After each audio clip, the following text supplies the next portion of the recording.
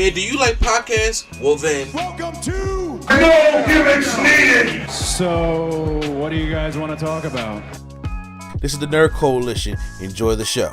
I have to admit that I have not been very invested in WWE recently. Honestly, just wrestling in general, but really I have not been really invested in WWE in general because once again, like Smackdown is god awful. And to the point where even when it's Friday, I got other things to do, other things to worry about than just to worry about SmackDown. But something happened last Friday, and I was like, that happened. I wanted to talk about going into Saturday night's main event that I felt as though needed to happen. And it wasn't even the main event. It was actually like probably midway into the show. Mixed all the other stuff, because the main event they had Jimmy Uso taking on Drew McIntyre, and the only reason why Drew McIntyre was taking on Jimmy Uso in the main event is because Jimmy thought that Drew McIntyre was responsible for the attack on Jacob Fatu, so he was going to defend his family and stuff like that. And also they had the promo stuff with him and Cody Rhodes, because Cody Rhodes and Drew is going to have a match on Saturday's main event, which I do think, I'm going to give you guys predictions later on in the show, because I do think you need to shake things up. I think Drew should probably win that championship. If not, that Drew McIntyre is basically done. Okay, and I think that Randy Orton idea is something that they should have had. But also, Soul Coast MFT's group, which once again, it's like the first time I finally seen them in action with the new look and all that stuff like that. Took on Rey Fenix, Shinsuke Nakamura, which I thought Shinsuke Nakamura was out the door already, but like he's still hanging in there, which I love Shinsuke Nakamura, so I have no problem with that. And Tama Tonga even debuting I guess one of his new finishing moves on Rey Fenix. So like I said, I don't pay attention to MFT stuff, and they were feuding with the Wyatts, and I was really scared when I was hearing about this and seeing the highlights that they was going to have the MFTs taking on the Wyatt 6 at War Games. I said, oh, that's not going to go well at all. I'm like, no, that's not going. I mean, you have enough members for the War Games match? Sure. Will that go over as a War Games match? That feud ain't hot enough to do that at all. Also, to catch up on things, Ilya Dragunov is your new United States champion because he had returned. I didn't get a chance to talk about this return last week against Sami Zayn. And because let me tell you something, the Sami Zayn United States Open Challenge is the best thing that's been going on SmackDown. That has been deeming it somewhat, keyword, somewhat watchable. And I have been checking out the United States Championship Open Challenge match, especially like the one he just did with Javon Nevers was phenomenal. But Ilya Dragunov came back. And Q-Flow hinted at me that somebody was going to make a return. Ilya Dragunov was the one that was going to make the return. And I would have to say, yeah, it had a nice TV match, and Ilya Dragunov is your new United States champion, who's going to keep the Open Challenge alive, because Ilya Dragunov is a phenomenal wrestler as well. So him going against Aleister Black, I was like, oh, absolutely. And they had a pretty decent matchup, but then Damian Priest comes out to distract Aleister Black, which has Ilya Dragunov get the win that way. And then, like I said, at the end, Drew McIntyre beats Jimmy Uso with a Claymore kick, and him and Cody a brawl at the end. And like I said, it was like simple SmackDown stuff, but the highlight of it was Jade Cargill makes her return. Now, we haven't seen Jade Cargill since she got her eye busted open on them steel steps by Nia Jax. And Tiffany Stratton had... Who did Tiffany Stratton? She had a match against? She had a match against Kiana James. And after the match, after she beat Kiana James, her and Julia was going at it. And then Jade Cargill kind of came up and made the save. She came back. Man, when Jade Cargill came out there, the best way I could describe Jade Cargill is that she came out there, like if y'all ever played the game Streets of Rage 4, because first of all, awesome game by the way, but if you guys ever played the game Streets of Rage 4, there's like a character in there that reminds, I think her name is Steel or something like that. It kind of reminds you like Ronda Rousey, but she got the She got the tactical gear on, but she got like in a vest form and leather pants and these combat gloves. That's exactly what Jade looked like, the black version.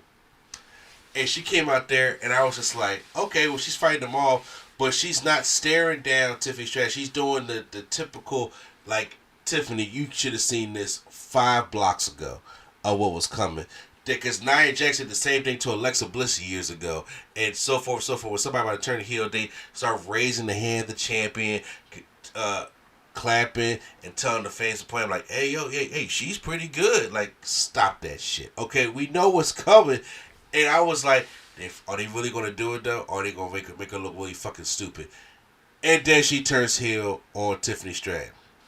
And she beats down Tiffany Stratton, throws her into the steel steps, throws her over the announce table, throws to the ring post, and then she holds the championship, and she just look and like stares down at it and holds it. And I'm like, and there it is right there.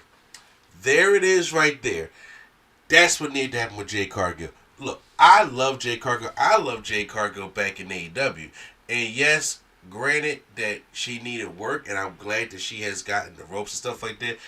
But her everything, her aesthetic, her her style, her attitude, which comes off as arrogant as time, works so much better as a heel. And I've always said that you need to get her on WTV, and that whole baddie gimmick, you need to bring that to WWE, which I hope that they do. I mean, it's not going to happen overnight, obviously, but I'm thinking like right now, you have the setup. You have the setup now. Because there's no way she's going into Saturday Night's main event, because she has a match against Tiffany Stratton, like I said, I'll talk about my predictions later, and lose that championship. Because it will just kill it. It will kill everything. I like Tiffany Stratton. I enjoy. She's great in the ring, but her title run has been stale. There has nothing really been going on. All she's been feuding with is Nia Jax, Jade Cargill, and there has been nobody really for her to sink her teeth in on the main roster. Even that whole Charlotte feud. Look, Charlotte's doing tag team stuff now, and is doing way better than she was doing single stuff. So I'm just like, I don't even. It's nothing going on, especially for on SmackDown.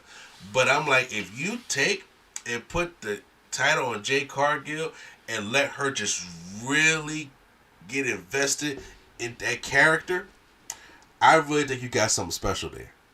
Like, because right now, fans, now they have an excuse to boo. So whether they feel that she can't wrestle, she's not good, or she's arrogant, or whatever the case may be, it just works so much in her hip. So, I mean, look at that woman. Okay, Chisel from Star. I mean, she had the right to be arrogant, but I'm like, but now, it just, she got that heel superstar look. And I think that works so much better for her. Because everybody kept saying, I want to see Bianca and Jade at WrestleMania. I'm like, seeing Jade as the heel, not Bianca. Because everybody wanted Bianca to turn on Jade. And I'm like, that would never have worked. And I've been trying to say this, even when we was talking back before they revealed Naomi, and everybody was saying Bianca was the one that turned on Jade, and it needs to be Bianca. Even at my own Nerd Coalition, when I was arguing with Q and Prime about Bianca being one to turn heel, I'm like, it would never work. Bianca has been a heel before. I'm not saying Bianca would work. I'm saying Jade as the baby face coming back trying to attack Bianca. I'm like, it would have fizzled out way too soon. Because she wouldn't have been as believable as babyface, like to be able to dethrone Bianca Belair. No, it needs to be the other way around. And Bianca still is just a captivating babyface, and I think everything is falling into play right now. Bianca Belair has been gone for a while. You can tell the show is missed. Like, she's missed a lot, especially that women's division. That injury was really bad. We ain't seen Bianca since WrestleMania. It's October. We have not seen Bianca Belair since WrestleMania 41. And that was back in April. And we don't know what's going on with her finger, stuff like that. But if she can come back, win the Royal Rumble, and go up against Jade Cargill in Vegas next year, and let Jade have a good, let's see, if we're in October, a good 6-month heel run with that title, and like I said, and put some baddies on her, like hell, bring Last Legend and them up, do that. I think you should do that. Seriously. And I think, and now like that all works out a lot better. But I don't see Tiffany Stratton even retaining her championship against Jade on Saturday Night's Main Event. I see Jade becoming a real heel and sinking herself into the heel and experiencing the booze and all the stuff that she likes doing. Like I said, even her basic moveset when she does her jaded finishing move and then she licks her finger all the way down to her belly button and stuff like that. I'm like, that's not a babyface thing to do. That's a heel thing to do. You know what I'm saying? Being over-sexualized and just being, first of all, black women are over-sexualized anyway. But what I'm saying is, her to dive into that, it makes people uncomfortable. That is heel for wrestling, and I want it all for Jade Cargill. So I was like, that was the one thing that had not surprised me, but shocked me enough to be like, okay, we gotta talk a little bit about that heel turn because I enjoyed that heel turn. So props for them to do that, but it's that now they gotta follow through with it. So we gotta see what happens at Saturday Night's Main Event.